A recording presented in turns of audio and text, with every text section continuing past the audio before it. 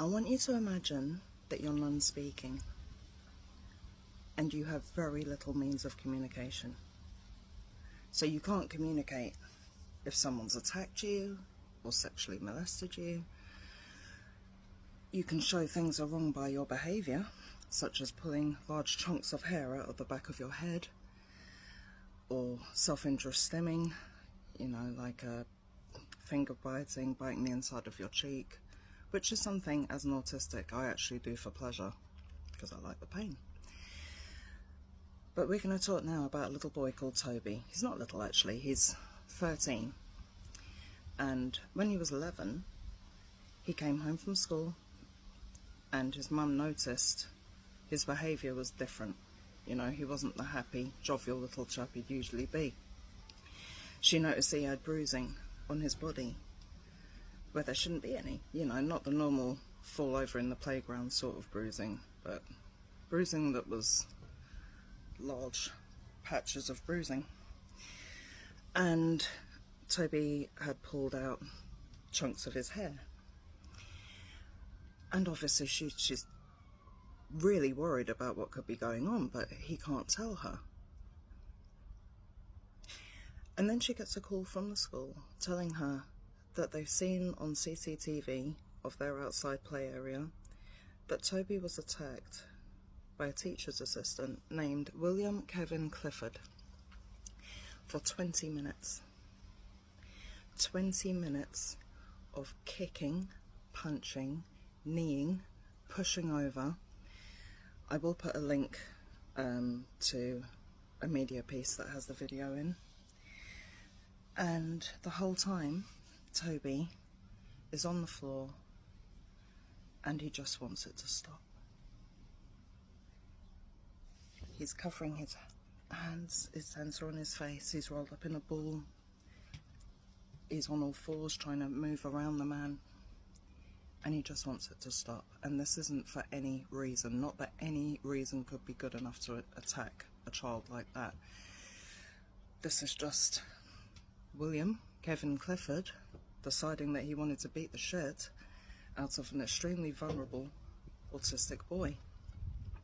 Now in the video there's other kids running around. I personally don't understand why no one else saw this. I'm guessing that the children that were running around were probably of the same sort of capability as Tobie. So they would have seen it, but not been able to say, stop, don't, stop hurting our friend. So that would have distressed them greatly as well. Now, William Kevin Clifford was given a 9-month suspended sentence because the judge said he'd suffered enough consequences of his actions. But I'd really like you to think about that, because as an autistic, we have something called replay, which is why you might see your autistic child, teen, adult, friend, relative laughing for no reason suddenly, because we've remembered something and we feel exactly the same joy as we felt at that moment. We also remember scary things. And we're not choosing to remember these things, they just pop in and start playing, like watching a film almost. And that will be happening to Tobie, probably for the rest of his life. He's now scared of unknown white males. Clifford was tall, bald, had a long goatee beard, and he's having night terrors. He's waking up thinking that the man's going to hurt him. We need CCTV in all SEN schools across the UK. We need it across the world, to be honest, but I can't do much about the whole world. But I can step in and help Charlotte, Tobie's mum, which we have. There's a petition. I'm going to put it in the comments. Unfortunately, I can't put it in the bio because we already have Megan Doherty's there, which you should definitely go and look up that case as well. Megan Doherty. Do look it up and please sign it if you can. The one I'm going to put in the comments, you can copy and paste straight into Google, into your browser, and it will take you straight to it. Please sign it. Please, everybody who sees this, sign it, because this is happening in a lot of schools. Restraints are happening that shouldn't be happening.